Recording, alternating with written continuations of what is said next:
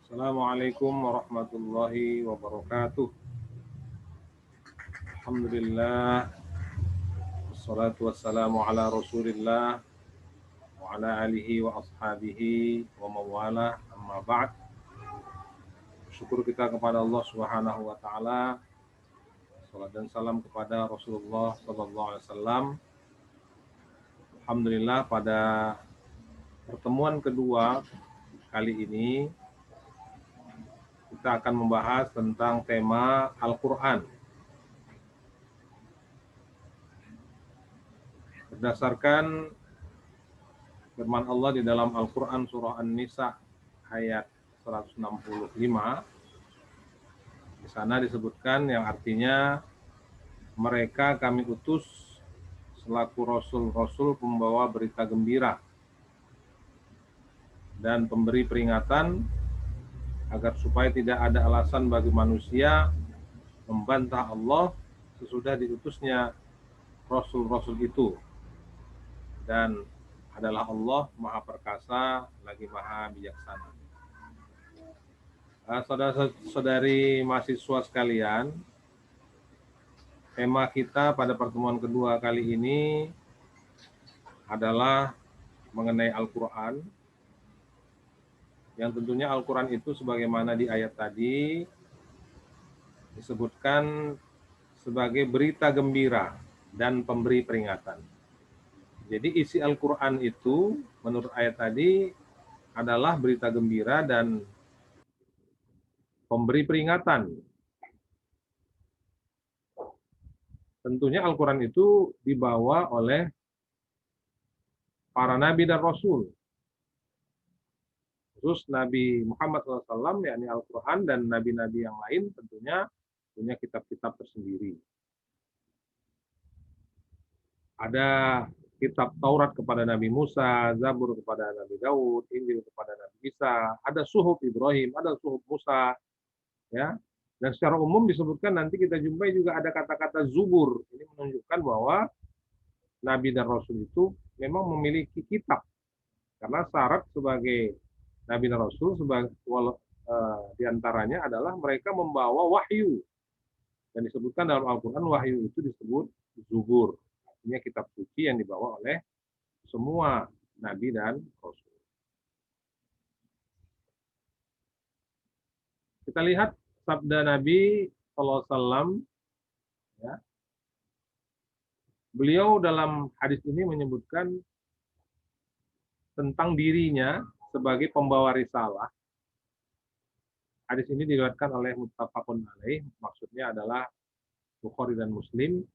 Dalam hadis ini Nabi Muhammad SAW mengibaratkan bahwa dirinya itu seperti sebuah batu bata dalam sebuah bangunan Islam yang sudah dimulai sejak zaman Nabi Adam. Artinya syariat Islam atau agama Islam, agama Tauhid yang datang dari Allah itu sudah ada sejak zaman Nabi Adam. Dan bangunan itu terus mengalami penyempurnaan, dan Nabi di situ disebutkan menyebut dirinya seperti sebuah batu bata. Dengan sebuah batu bata itu maka sempurnalah bangunan keislaman, dan di situ disebutkan bahwa akulah penutup para nabi.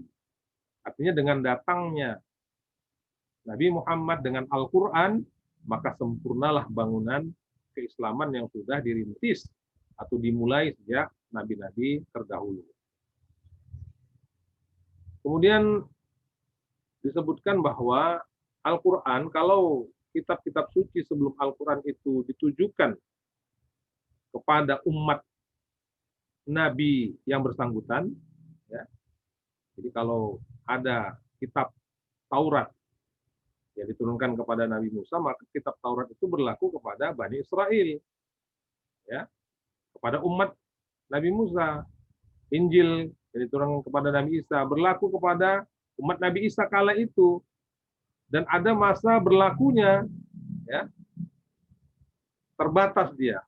Orang yang menjadi objek atau eh, sasaran dari kitab suci itu tertentu dan masa berlakunya selama Nabi dan Rasul itu hidup. Berbeda dengan Al-Quran. Al-Quran itu berbeda dengan kitab-kitab suci yang lain dari sisi apa? Dari sisi keterpakaiannya. Bahwa risalah Allah Al-Quran ini untuk semua, ya, untuk semua manusia. Bahkan bukan hanya untuk orang Islam saja. Seperti kita lihat di dalam Al-Quran surah Al-A'raf ayat 158, Allah menggunakan kata-kata, katakanlah hai Muhammad, hai manusia. Ini artinya dakwah Nabi dengan Al-Quran, Nabi Muhammad SAW itu bukan hanya, ya, kalau kita lihat bukan hanya untuk umat Islam saja, tapi untuk seluruh umat manusia, baik Islam maupun non-Islam, baik yang meyakini Allah dan Rasulnya, begitu juga orang-orang kafir. Ya, manusia, sungguhnya aku adalah utusan Allah kepadamu semua. Ya, kemudian juga di dalam Al-Quran surah Al-Furqan surah 25, ya, Maha suci Allah yang telah menurunkan Al-Furqan, nama lain dari Al-Quran, kepada hambanya agar dia menjadi pemberi peringatan kepada seluruh alam. Bahkan disebutkan bukan hanya manusia saja. Al-Quran itu juga sebagai peringatan bagi bangsa jin, ya, bukan hanya manusia, manusia seluruhnya dan juga golongan jin. Kemudian Al-Quran itu, ya, sebagai wahyu dapat memenuhi semua tuntutan kemanusiaan, ya, berdasarkan asas-asas pertama konsep agama samawi. Ya.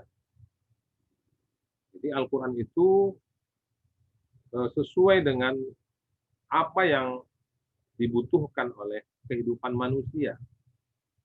Ya. Misalkan dalam Al-Quran surah surah 42 ayat 13, ya, yang artinya dia telah mensyariatkan bagi kamu tentang agama apa yang telah diwasiatkan kepada Nuh dan apa yang telah kami wahyukan kepadamu dan apa yang telah kami wasiatkan kepada Ibrahim, Musa, dan Isa, yaitu apa? Tegakkanlah agama dan janganlah kamu berpecah belah tentangnya. Amat berat bagi orang-orang musyrik agama yang kamu seru mereka kepadanya.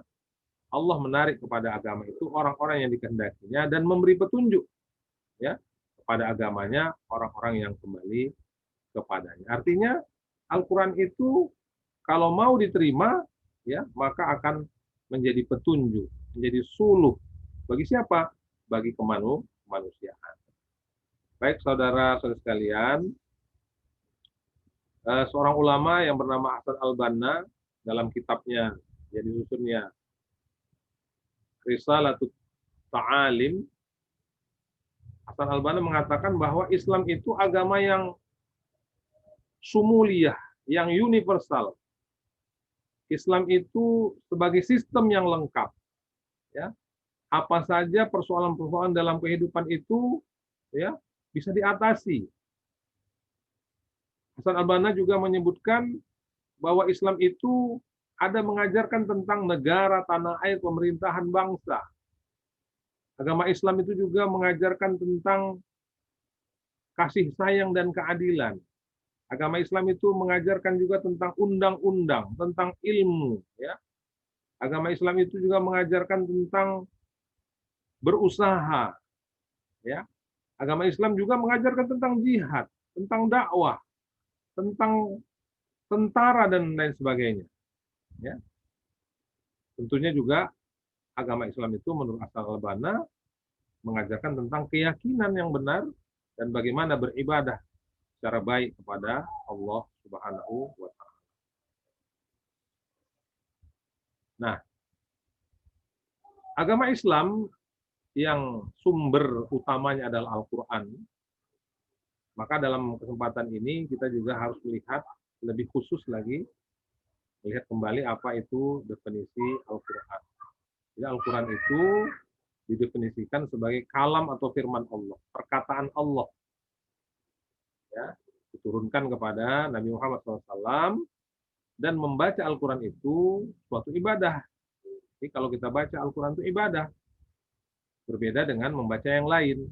Bahkan dalam keterangan Nabi disebutkan, kalau kita membaca Al-Quran, misalkan kita membaca alif, lam, mim, ya, itu punya nilai ibadah. Dan ibadah kalau kita kerjakan ada nilai pahalanya. Maka alif, lam, mim itu punya nilai pahala. Apa nilainya? Satu huruf itu bernilai satu kebaikan dan dikali 10. Jadi kalau alif, lam, mim itu ada 3 huruf, berarti 3 kebaikan dikali 10. Berapa nilai pahalanya? Sampai 30. Saudara-saudara sekalian, dalam kesempatan ini kita juga perlu melihat nama-nama Al-Quran. Ya. Pertama, nama-nama Al-Quran itu disebut sendiri Al-Quran sendiri. Ya. Disebut dalam Al-Quran ada kata Al-Quran. Di mana itu kita jumpai? Dalam Al-Quran surah Al-Isra ayat 9. Yang kedua, Al-Quran itu juga disebut Alkitab atau kitab. Ini banyak kita jumpai di surah Al-Baqarah ayat yang kedua juga ada, ini di Al-Anbiya ayat 10 juga ada kata kitab.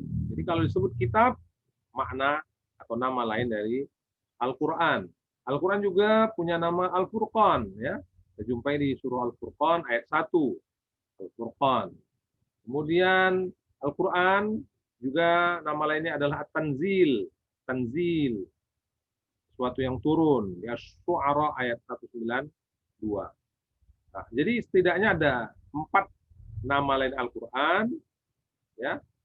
Dan menurut Dr. Muhammad Abdullah Daraj, yang lebih populer dari keempat nama itu, ya, adalah Al-Quran, artinya sesuatu yang dibaca, dan Alkitab, sesuatu yang ditulis. Jadi dari 4 nama, selain dari Furqan, Tanzil, ada Al-Quran, ada Alkitab, Al-Quran dan Alkitab ini lebih populer.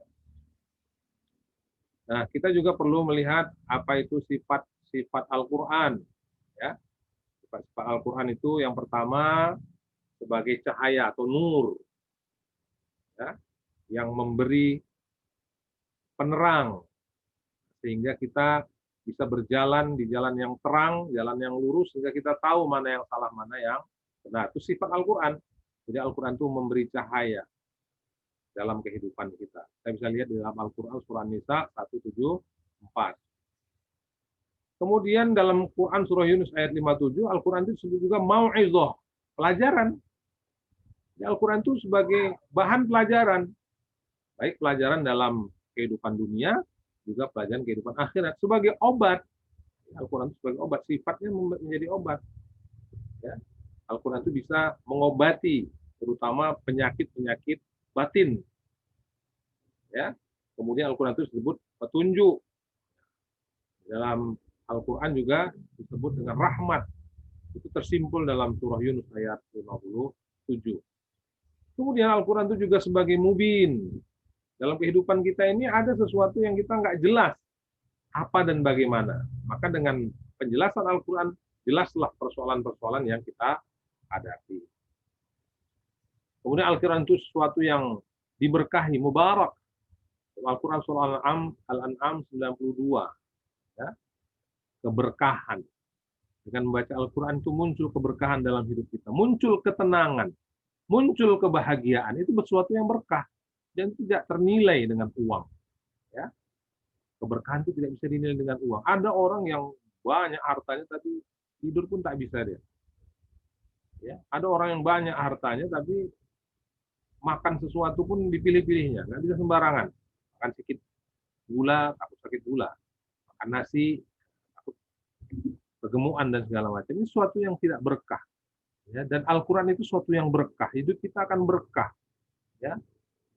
Kalau kita punya istri, istrinya soleha, punya anak, anaknya yang soleh dan soleha, ya, dekat dengan Allah, nilai-nilai keislaman itu ada di rumah tangga kita. Dan itu salah satunya merupakan sifat Al-Quran, kalau Al-Quran itu kita pedomani dalam kehidupan kita. Kemudian Al-Quran itu busro, ya, kabar gembira. فَمَنْ ثَقُلَتْ مَوَازِينُهُ فَهُوَ فِي عِيشَةٍ رَاضِيَةٍ. Ada kabar gembira dari Allah, kalau banyak kita melakukan kebaikan-kebaikan, amal soleh dalam kehidupan kita, maka hidup kita akan diridhoi oleh Allah. Ya. Jadi Al-Quran itu memberi kabar gembira. Kabar gembira yang paling gembira itu apa? Surga Allah dan bertemu dengan Allah Subhanahu wa taala. Bisa kita lihat di Al-Baqarah 97 bahwa Al-Quran itu adalah busra lil mu'minin, ya, kabar gembira bagi orang-orang yang mengimani Al-Quran. Kemudian Al-Quran itu disebut Al-Aziz, Aziz yang mulia. Al-Quran itu bersifat mulia, sehingga kita tidak boleh sembarangan, ya, tidak boleh menghina, karena sekarang kan sudah muncul itu penghinaan-penghinaan terhadap Al-Quran. Ada Al-Quran itu dibakar, ada Al-Quran itu diinjak, ada Al-Quran itu dicampakkan, ada Al-Quran itu taruh di tempat toilet. Orang-orang yang benci kepada Islam itu tidak memuliakan Al-Quran. Bagi kita, Al-Quran itu sesuatu yang mulia, ya, baik dari sisi fisiknya maupun dari sisi isinya, apalagi isinya, ya. Fisiknya saja harus kita tempatkan di tempat yang baik, ya. Jangan pula lebih tinggi handphone kita dari Quran misalnya. Ada Al-Quran kita letakkan, nah di atasnya ada handphone, itu balik, nggak boleh. Dari sisi fisiknya pun harus kita lebih tinggikan dia. Karena Al-Quran itu apa? Sesuatu yang mulia. Fussilat ayat 41. Kemudian Al-Quran itu Al-Majid, yang dihormati, ya. Dihormati itu artinya bukan hanya sekedar, bukan seperti kita memberi hormat, bukan, ya. Tapi apa-apa yang ada di dalam Al-Quran itu harus kita dahulukan. Seperti kita menghormati orang tua, maka nggak boleh kita jalan di depan orang tua kita harus di belakang. Menghormati orang tua misalkan saat makan, orang tua disuruh makan duluan, baru kita sebagai anak. Nah, menghormati Al-Quran itu kita dahulukan Al-Quran dari hal-hal yang lain. Jadi kalau memang sudah perintah Al-Quran, ya kita dahulukan daripada persoalan-persoalan yang lain. Ya. Nah, saudara-saudara sekalian, Al-Quran itu juga bersifat nazir. Ya. Nazir, Fussilat ayat 3 sampai 4, Al-Quran itu bersifat nazir, memberi kabar, peringatan, memberi ancaman, ya, peringatan kepada orang-orang yang tidak beriman agar mau beriman kepada Allah. Disebut juga misalkan yang kita hafal, faman khaffat mawazinu fa ummuhu hawiyah. Kalau amal kita sedikit masuk neraka, itu sudah merupakan sebuah konsekuensi, ya, dari ajaran Islam. Nah, saudara-saudara sekalian, kita juga perlu mengetahui, ya, ternyata wahyu atau sesuatu yang datang dari Allah itu bukan hanya Al-Quran. Ada juga hadis nabawi, ada juga hadis qudsi. Ini perlu juga kita sebagai dasar pemahaman kita, bagaimana membedakan wahyu antara Al-Quran, hadis Nabi, termasuk juga hadis qudsi. Ini perlu kita ketahui. Karena ketiga-tiganya wahyu dari Allah. Apa bedanya? Kan sama-sama dari Allah, lalu apa bedanya? Nah, ini perlu kita ketahui. Yang pertama kita bahas. Kalau Al-Quran tadi sudah kalamullah, perkataan Allah yang diturunkan kepada Nabi Muhammad melalui perantaran malaikat Jibril, dan membacanya adalah ibadah. Itu Al-Quran sudah lewat tadi kita bahas di awal. Nah sekarang hadis nabawi. Hadis, bahasa, cerita, informasi, nabawi, nabi-nabi. Kalau disebut hadis nabawi, secara definisi adalah apa saja yang disandarkan kepada Nabi. Apa saja yang bersumber dari Nabi. Itu hadis. Cuman ada 4. Ya, ada 4 yang disandarkan kepada Nabi. Yang pertama, perkataan Nabi. Yang kedua, perbuatan Nabi. Apa yang dilakukan Nabi. Yang ketiga, persetujuan Nabi. Artinya Nabi tidak melarang dan tidak menyuruh, tapi Nabi setuju. Nah, itu juga hadis nabawi. Dan yang keempat, ditambah lagi dengan sifat Nabi. Sifat-sifat baik yang melekat pada diri Nabi itu juga hadis. Jadi kalau disebut hadis bukan hanya perkataan. Nah, sekarang kan ada orang yang terlalu cepat membuat kesimpulan, ya, menyalahkan orang lain dengan istilah begini. Kalau tidak ada yang dikatakan Nabi, maka itu salah. Nah, dia lupa bahwa hadis itu bukan hanya kata. Ya, ya, kata itu memang hadis Nabi, tapi perbuatan Nabi itu juga hadis, persetujuan Nabi, ya, Nabi tidak marah, Nabi tidak, itu juga hadis, sifat-sifat yang melekat pada Nabi juga hadis. Jadi jangan berhenti pada perkataan. Wah, ini perlu. Kadang-kadang berdebat gara-gara ini, kadang bertengkar gara-gara ini. Ya, jadi hadis itu bukan hanya perkataan, itu perbuatan, persetujuan, bahkan sifat Nabi. Contoh, ya ada perkataan Nabi. Apa perkataan Nabi?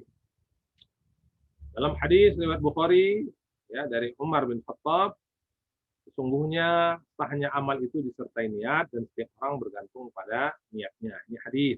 Ini perkataan Nabi. Nabi mengatakan, ya, innamal a'malu binniyat. Itu perkataan. Contoh perbuatan Nabi dan disebut hadis apa? Misalkan, "Shallu kama ra'aitumuni usolli." Salatlah kamu, ya, seperti kamu melihat aku melaksanakan sholat. Ini dilihat apa dan bagaimana sholat Nabi itu hadis. Nabi bagaimana takbirnya, Nabi bagaimana ruku, sujud dan seterusnya. Itu perbuatan Nabi dan itu hadis. Ya. Nah, persetujuan Nabi bagaimana? Nah, tentang perdebatan sebuah makanan. Nabi tidak mau memakan dop atau biawak, ya. Dop itu biawak padang pasir, tapi Nabi tidak melarangnya. Maka dop dalam hal ini biawak di padang pasir itu halal, walaupun Nabi tidak mau, ya, mau. Tapi Nabi tidak melarangnya. Kemudian yang berikutnya sifat itu juga hadis. Bagaimana Nabi bermuka cerah, bagaimana Nabi berperangnya halus, lembut, tidak keras, tidak pula kasar, tidak dan seterusnya, tidak berkata kotor, tidak suka mencela. Itu sifat-sifat yang melekat pada Nabi dan itu merupakan hadis juga. Ya. Nah, yang berikutnya adalah hadis qudsi. Tadi hadis nabawi, hadis qudsi. Hadis qudsi juga disandarkan, hadis yang oleh Nabi disandarkan kepada Allah. Hadis itu, informasi itu dari Nabi. Tapi Nabi menyandarkannya kepada Allah. Maka selalu ada kata-kata qala Allah. Qala Rasulullah SAW, Nabi berkata qala Allah.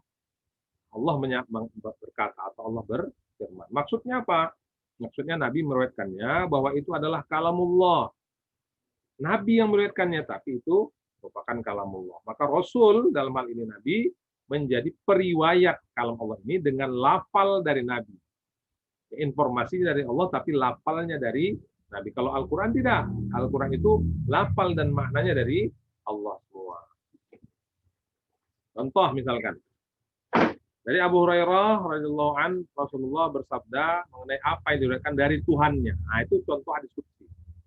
Diriwayatkan dari Tuhannya. Tangan Allah itu penuh misalkan, tidak dikurangi oleh nafkah baik di waktu malam maupun siang. Tetap ada kata-kata Allah Taala berfirman, walaupun ya Nabi sebagai periwayat dari Abu Hurairah radhiyallahu an dari Rasulullah SAW, Allah ya bersabda atau Allah berfirman. Ini menunjukkan bahwa itu hadis qudsi. Nah, saudara sekalian, inilah mungkin pertemuan kita yang kedua, ya. Jadi kita sudah memahami Al-Qur'an sebagai ajaran Islam, ya. Dan bagaimana apa makna Al-Qur'an itu, kemudian bagaimana kita bisa membedakan Al-Qur'an sebagai wahyu, hadis nabawi sebagai wahyu, dan hadis qudsi sebagai wahyu. Tiga-tiganya wahyu, tapi ada karakteristik yang membedakan di antara ketiganya. Mungkin demikian. Sekian dan terima kasih. Al-afu minkum. Rasul minallah. Assalamualaikum warahmatullahi wabarakatuh.